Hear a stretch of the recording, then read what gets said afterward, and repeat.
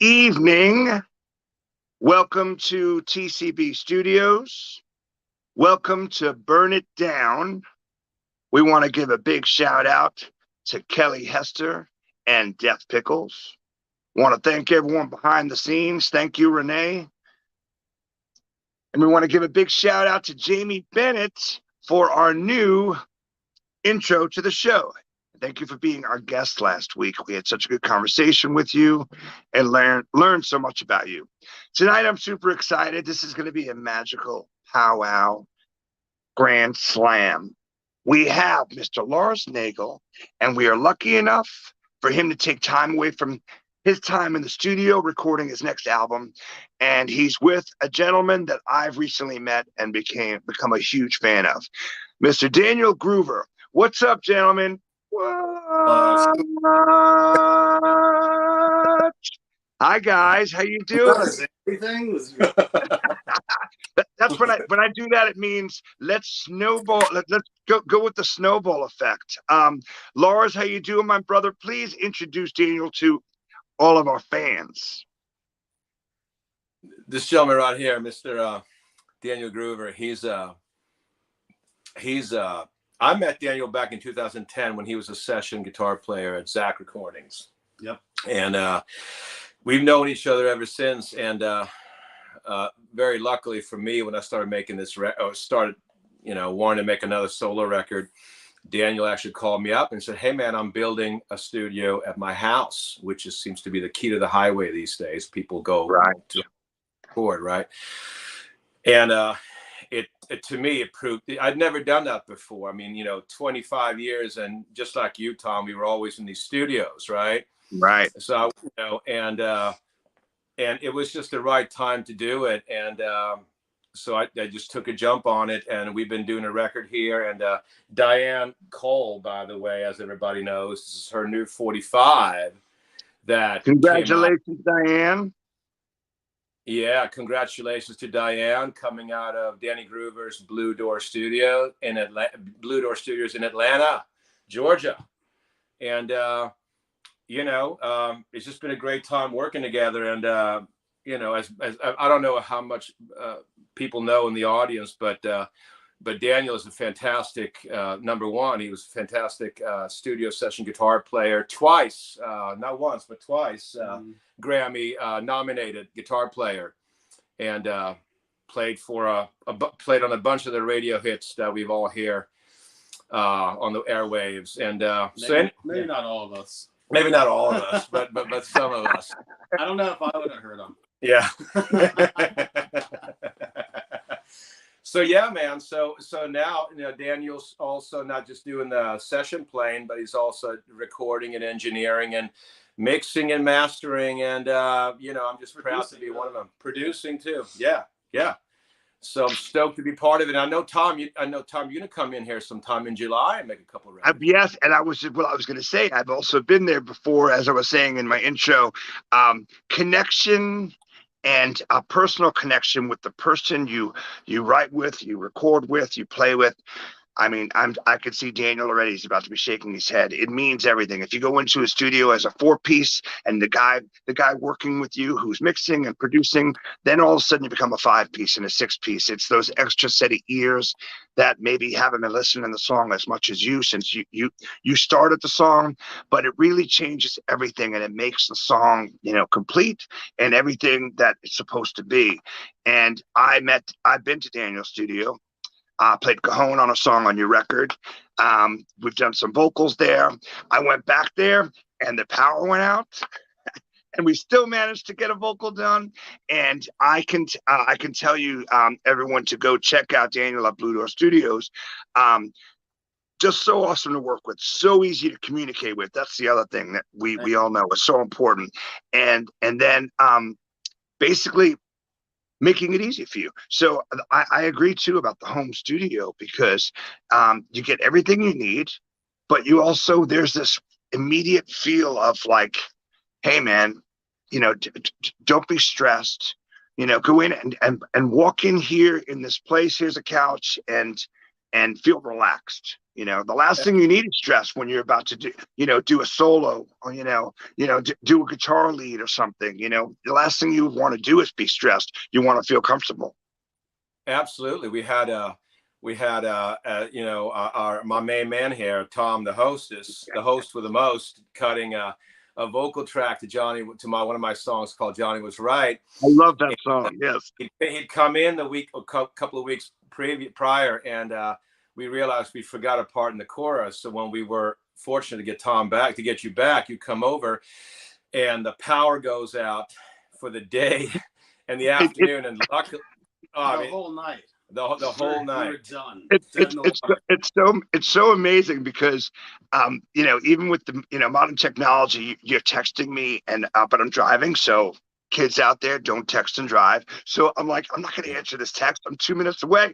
And then all of a sudden I just come to just the most dead, like, traffic. Like, I mean, it is just dead stop, I'm like, what is going on here? And then I see this power pole down and this old man going, I don't know what happened. What happened?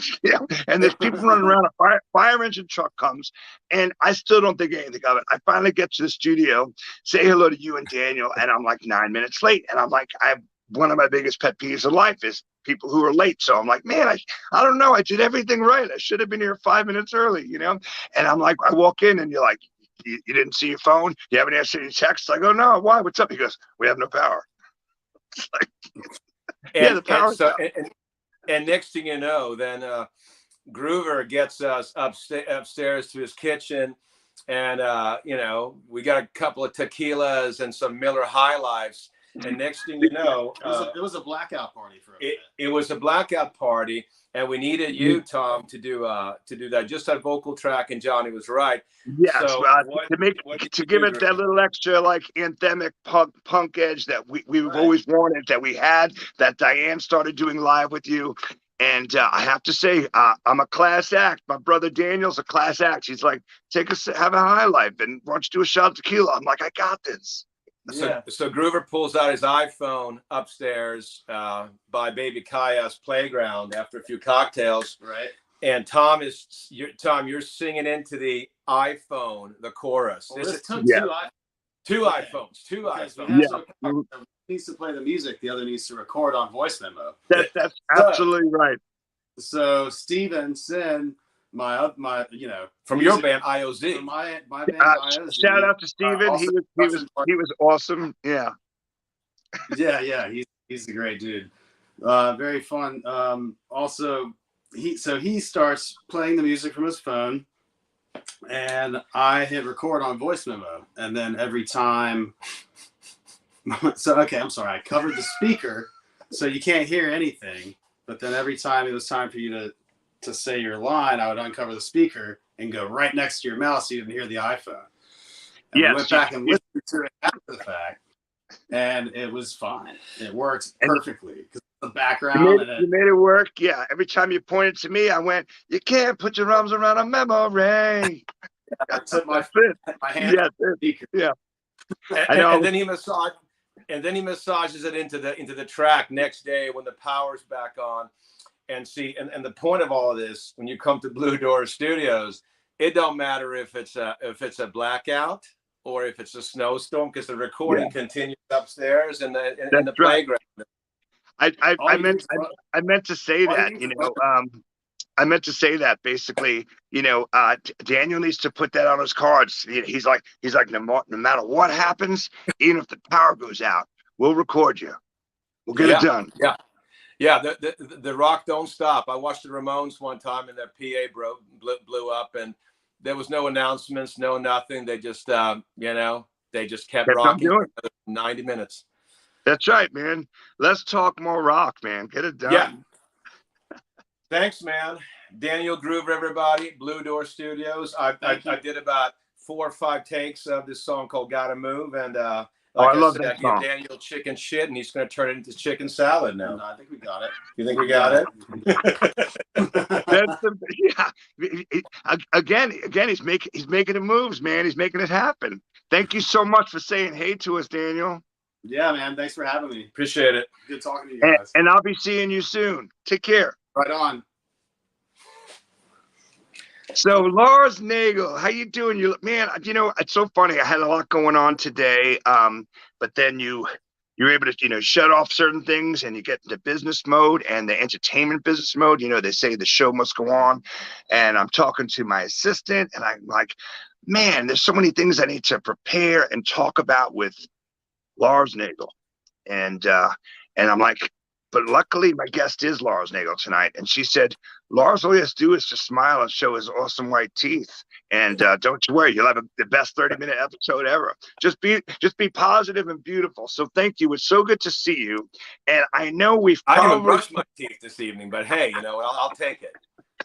well, Daniel gave me fancy beer. I usually drink ghetto beers. There's some listen, raspberry. fancy beers, Miller High Life, tequila. We're all working our way up to get the job done. I know we've told this story probably now in 2 years since the world changed, and we've been doing these live streams, live shows online. And I'm here to set the record straight. Well, actually, we're probably just going to say the same story, but it's so funny. We probably have told it 20 times about how we met. So I was thinking about that today. 1997, I'm with Mike Bruce, who played rhythm guitar with me in Rent Boys. Shout out Benito Lovelace. And we go to see Rancid at the Masquerade in Atlanta. Yeah, old Masquerade. And we meet these beautiful dudes with like the best smiles ever, who are up and coming rock and rollers as well, just like us. Great smiles. We find out that they're tennis instructors and just the coolest dudes ever. Have the best time and develop now. We are talking about, what is that, a 24-year, 25-year friendship. Yeah, incredible. And shared the stages. Traveled, played on other stages in other states, shared time in the studio together, and thank you for every time you've had me. It's been such a wild ride, but the really amazing thing is as great as that was, and we were so fond of each other. Like I remember I was at a pub in the late 2000s watching a football match, watching a soccer game. Right. Little 5 points. And we chatted. We hadn't seen each other in forever. And you're like, what's going on? And I was like, well, I'm moving back to New York City. A lot's going on. And we probably didn't get into everything. But let's just say, our lives were changing, Moved back to New York City. And then years go by where you don't see these people that you love. And that's okay. I've always said that's a sign of a really great friendship. Like you don't have to call each other every day. And when you do see each other, you and I, we pick up like we saw each other 2 weeks ago, and we're just laughing, and we're just loving life. It's funny because I thought about this today. I didn't think of any specific message points because we always have gotten along so well. Yeah. But back in '90s, just to go back to your first point, back in '97 when we kind of sort of started out, I remember Chris, my singer in my old band, the Ditch Seekers, and Tom's band, of course, the Rent Boys. Love Chris. We were all just starting our thing. And I remember Chris and I, we used to talk, and a couple more guys in the Double D saying, this is after we met you guys at the Rancid show. And, it's funny because you're young and people are more insecure in the scene, and it's what I do. But I remember specifically at the time, we talked about it as a band. We said, it's funny. The only two people, or maybe a couple more, but the only two people in bands in this town that would ask us, so how are you doing? How are you doing? What is your band doing? When you guys going back on tour and all those stuff? It was Tom, it was the Rent Boy crew, and it was the El Caminos crew. There was the only crew the only two bands that we felt like nobody was really threatened. We were all in it for music. We were all in it for punk rock or rock and roll. And specifically in that type of world where people were just, as long as you talk about their project, they would go on forever. But Tom Cheshire and the crew and the Camino crew, that was, I remember specifically because I was almost shocked, like, oh, what, you're asking me what we're doing next? Right. So, well, that's such a I remember that we used to go to, after that Rancid show, we met you and Benito came over.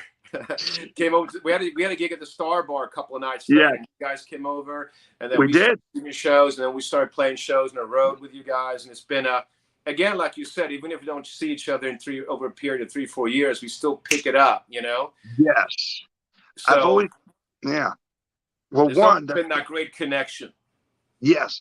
One, that's such a lovely thing to say, and thank you, and vice versa. I feel the same way. I've always thought that, especially when we did, so many of us were trying to create, and you're so excited about what you do, and it is wonderful when you could share what you do. But man, there's just never been like, I just think, try to have zero jealous bones in your body, and always be happy to celebrate other people's successes, because their success is your success, because you will play with them and you will meet people. I know both heroes of mine and yours, and they both kind of said the same thing, but I'll get the quote wrong. But Joe Strummer and Joey Ramone have both said in interviews when they were alive, that punk rock is not about being a dick or being, like an arse to people. Punk's about love, Yeah. and being kind, man, and just being Yeah. good to Well, people. yeah. I mean, whoever said punk rock has to be angry. Yeah, exactly. It can be like rock and roll, punk rock. It can be clever. It could be Yeah, snotty. It could be beautiful. It could be yeah, goofy, funny, friendly. It can be angry. It can have attitude. It could have all these things. But it's right. basically saying, take care of your music, take care of other people's music, take care of each other, because that is the community. Yeah. That's what the community is about, really. Yeah, and I certainly love some angry music, and I even write some songs that lyrically can have me in a place where I was upset at something or someone or a cause, but then there's so much more than that. I mean, look at the work that people, again, that we've looked up to, and then that we ourselves have gotten involved in when it comes to doing charity, like playing shows to help people out. And because there's another really funny quote or a lovely quote, I should say, that I've heard over the years, and it's like, like punk rock, like life is like being in the mosh pit. When you see someone go down, you pick them up. Yeah. Yeah.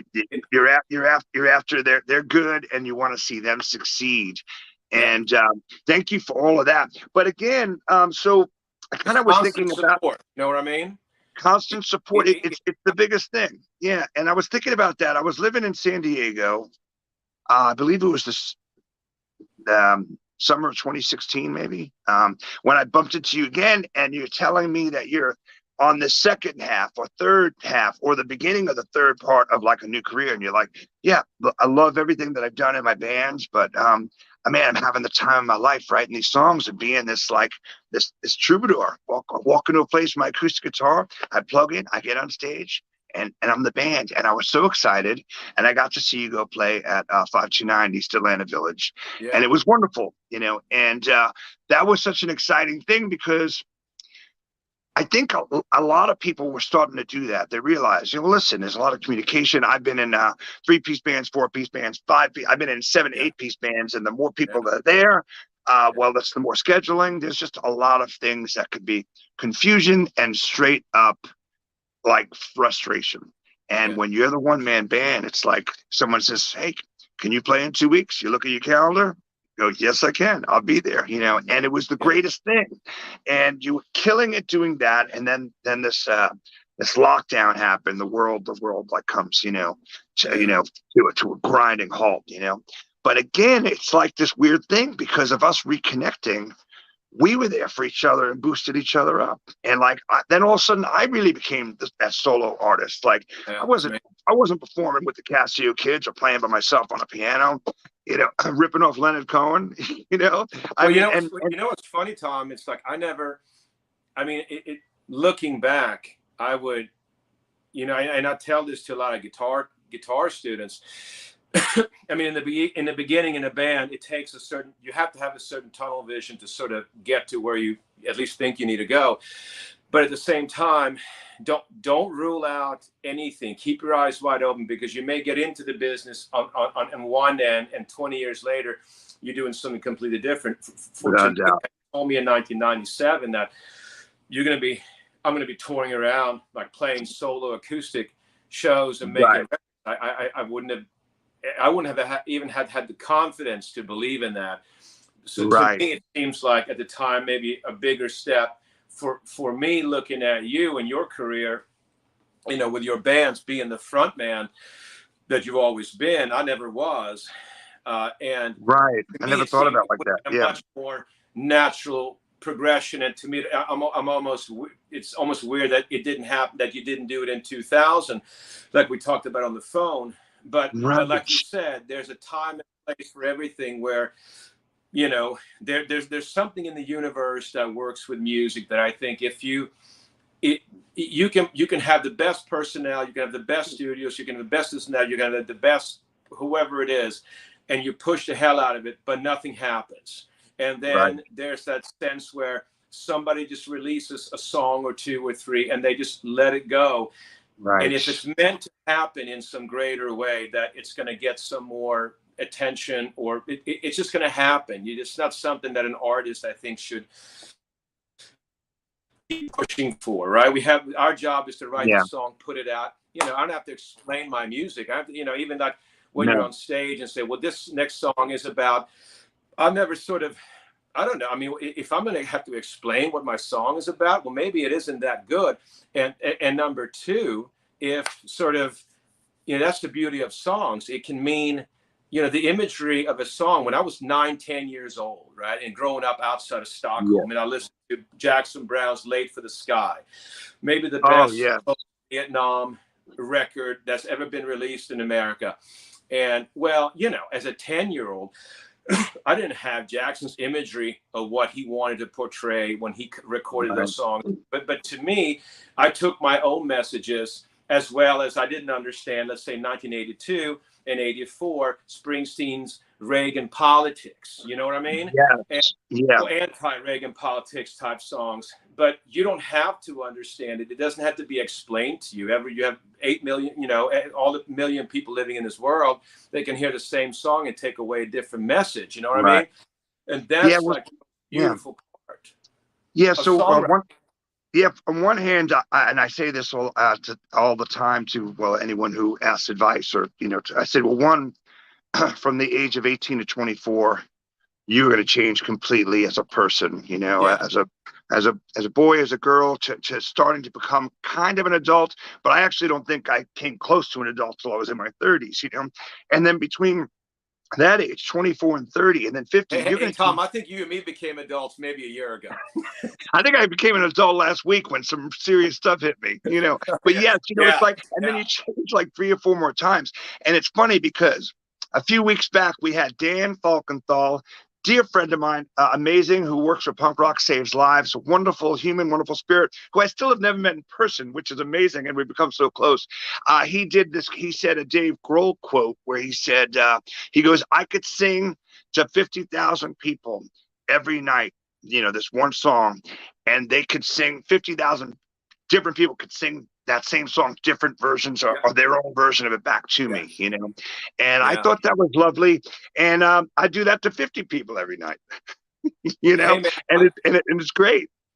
I don't care. We go on the road and we can play in front of 3 people and the bartender, or in front of the bartender, we can have 40, 50 people hanging out. And I think to me, and I know you feel the same way, it's if you sing, or if I were to sing differently or try to do something better in general during a 7-8 song set, because there were either more people there or somebody said, oh, this so-and-so is over there.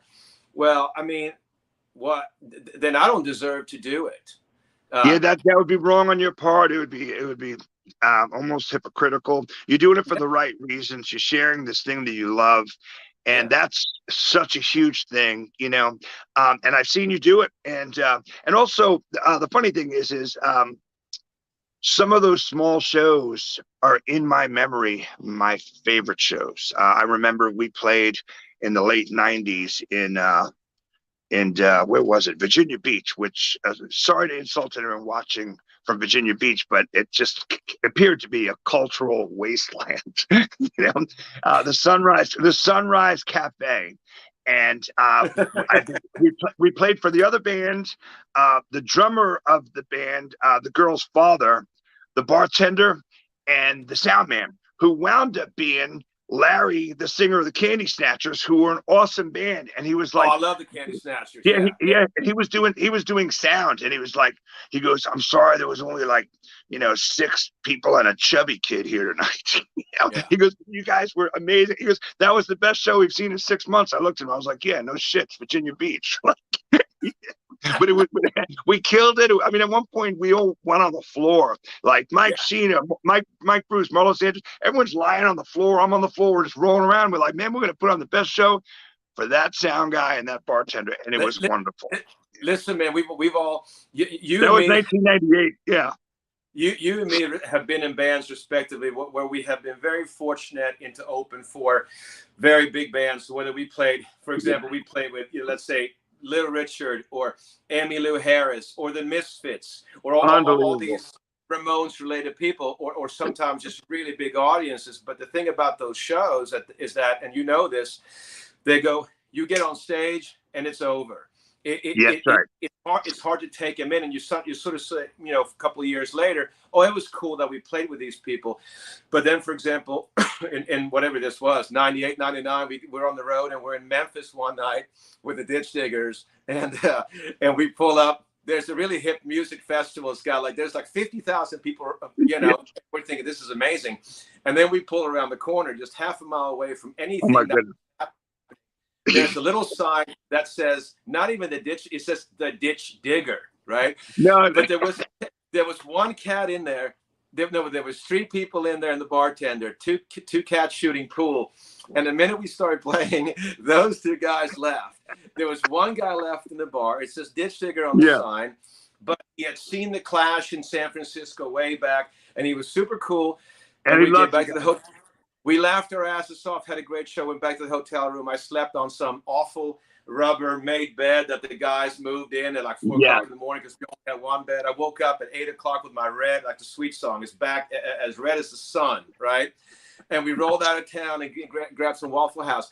So that to me is classic. That punk rock type experience is well worth it than playing in a festival in front of 10,000 people, in front of a band opening for a band I can't even relate to.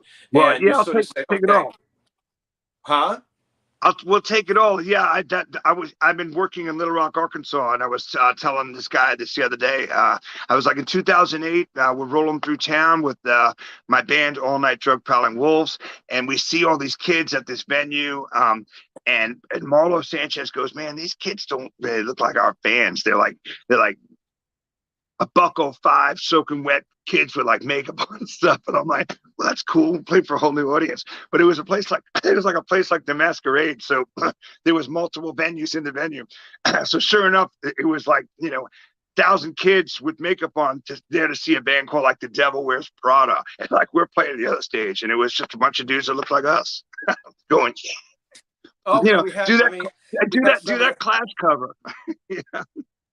Man, we had some of the funnest times when you and me and the Ditch Diggers and the Rent Boys playing at the Velvet Elvis in Savannah. Oh, I love the Velvet Elvis. We used to take turns headlining wherever we were, and that was whether so it was 100 kids there or 50 kids, we had fairly good amounts, but nothing to write home about. But it was just the energy that we had playing together, working together, having, like you said, loving the same things and disliking the same things. Yeah. I think one of those nights, you said at 5 a.m. I was wasted in the middle of the street with my shoes off, and I was directing traffic. Hang on. Let me correct that. I think it was about 3 a.m. My buddy Stu and I, for the audience, I've said this story once, and it's like I said, we took turns headlining, and this night the Rent Boys went on before us. So the district, we were on stage for an hour and a half, and which means I got off stage and got annihilated or something. Well, so basically, what it means is that an hour and a half that we were on stage, a Rent Boy can do a lot of damage, right? That's right. That is absolutely right. So we're done and we're packing up our shit, and we had our van in the back, and we pack it up, and there's that taco stand. There's a killer Mexican restaurant to the very right of Velvet Elvis. So Stu and I walking out of the club, walking to the right. So I'm thinking it's between 3 and 4. And so Stu goes, what's going on over there? And then intersect. Look, is that a homeless man directing traffic? No, it's Tom Cheshire. And I said, man, there's some dude directing traffic there. And Brian goes, but there's no traffic. And then Stuart goes, is that Tom? I said, you know, it might be. It might be. Yes, it is. Then, yeah. So we get close to Tom, and it's like, I'm like, gotcha. We patted you on the back, and you go, Jesus Christ, where's Marlo? Where's Marlo? I said, oh my Marlo's goodness, fine. someone rescue, someone babysit this man. He's inside. He might have stolen the guitar cord from Stu, and you go, it's fine. I'll bring it back to you at the dark horse. No big deal. And we talked you out, you know, we brought you down from the ceiling. We walked you down to the little sidewalk, and you know what I mean? It was just, thank you so much. One of those nights. Tales from the road. I love all of that. Yeah, you know what's crazy? You're talking about you get like 20 minutes to open up for your these legends and these heroes that we've looked up to. This is the kind of show that could go on for 3 hours. I can't believe we've been talking for 30 minutes already. So this is not fair. With someone like you, I need to have a part 2, part 3, part 4. So I have these things that I need to talk about. One is thank you for building me up the past 2 years, and I hope I did the same for you. Build each other up, inspire each other. And we started the show, the BLT show, and 2 months from today, we are going to have our 2nd year anniversary, but are actually first of hopefully many BLT festivals at the Heck House in Decatur, Georgia, actually Scottville, Georgia. Paula, the lady who runs it, is just an awesome human. I'm a huge fan. We are going to be selling BLTs there. I'll keep making posters with the lineup of who's playing. But I'm super proud of us. And thank you for all of that, because I know I couldn't have done it, you know, on my own. I couldn't have just said, hey, this is where we're at. It was me, you, and Blake Renée who started this thing. And all 3 of us will play at some point at this festival. Everything, all like you said, you know, there's no way I could have been the artist that I am in 2000, you know. So I'm very proud of the artist that I am now in everything I'm doing. And the other thing I was going to say is, so funny. Hang on, Tom. Let me throw this in to your point. Michael DeBar, a band I love, Silverhead. You know, he said, yeah. He said, speaking of music and what we've done, I think we've always been like, and I'm not a wild guy at all. I was never one to swing from the chandeliers. I'm like standing in the corner. But when it came to music, I was always jumping into the deep end. When we started the Ditch Diggers, I didn't even know how to tune my guitar. Right. You know what I mean? But I was still on stage somewhere in Georgia, outside of Georgia, and I had to kind of catch up in hotel rooms, learning the songs that I wrote. That was part of writing. And you and me, and it's the same thing here. We just jumped in and we said, you know what, we're just going to do it. And it's a short life, you know, on this planet. Why wait? And I'm so excited. I was so excited. And not only here, I thought about this today. I've got not one, but I got 2 cats on my new record from West End Motel. Oh, I got Tom Cheshire, of course. Stiff Penalty just played bass on that. I got Stiff Penalty 69 playing stand-up bass. So I want to give a shout out for Stiff Penalty 69 for coming over to Danny Stiff Penalty in West End Motel. Yes. You know, it's so funny because you're dropping so many wonderful worldly like cucumbers and nuggets on me and the people who are watching tonight. I hope everyone's taking notes on this as a life of an artist, a musician, because you can do anything you want to do and it's never too late. You know, maybe I didn't even say the quote a second ago here. It's this. I don't drink usually powerful, fancy beers. That Michael DeBar quote, he said, like the guy Michael said. He said something like in an English accent. I can't do that, of course, but he said, I always just respected the hell out of people who just plugged in and went for it. I remember thinking about it, just plug in and go for it. I don't care. Been playing for 6 months, a year, or whatever it is, or you're sitting in some basement, plug in and go for it. Be who you are. Wow. Write the music you love to write. Play it for somebody or play it for nobody, but just do it. You know what I mean? Do it. Make some noise. Bang, scream, laugh, cry. You know, it's so funny because, like I said, I really do appreciate this knowledge that you're dropping on like It really is great life lessons, whether you're an artist or not. I was listening to this great interview with Jon Favreau, who is now one of the most powerful men in Hollywood, and he was talking about, and I think I shared this with you a while back, that he the summer before he did the movie Swingers in the late '90s, he actually was in Queens, New York, and literally physically took, the written test to be a New York City garbage man, and then, well, obviously his movie came out and things went a different route. But he said he thought he was going to be like that character that he was in that movie for the rest of his life, where he'd write movies and he'd be this leading man who was kind of like a self-deprecating lead role. And he goes, no, I'm overweight. I'm not that good looking. He goes, I never got one other movie like that done. He goes, but then another door knocked and I got into directing and producing. And he's like, there's so many times you probably have had a great opportunity, but because you were dead set on this one opportunity, you actually didn't look at this opportunity. Renee and John asking me to do this show. We are going to take Burn It Down to the highest places. I love doing the show. No, you're right. You know what?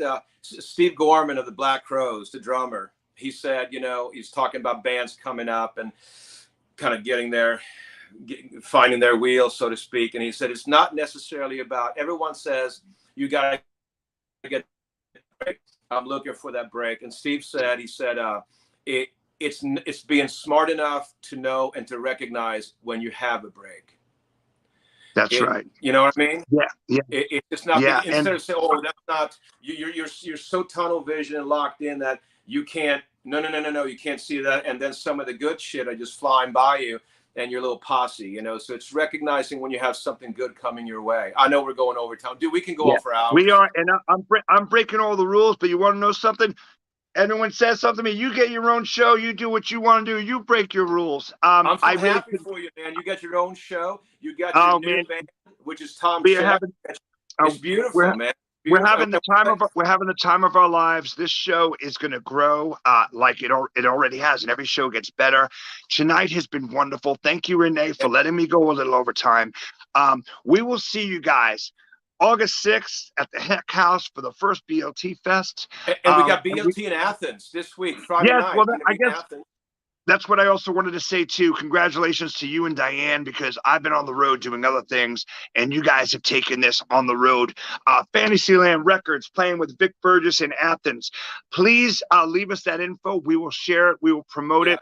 And then most of all, because once again, punk rock is about being sweet and kind and loving. Thank you for your friendship, and thank you for building me up and picking me up when I'm down. Thank you for taking me from out of traffic at 3 a.m. directing traffic. It means the world to me. It's all back at you, my man. Dude, right back at you, my friend. What? Thank you so much for letting me be on this big ass show.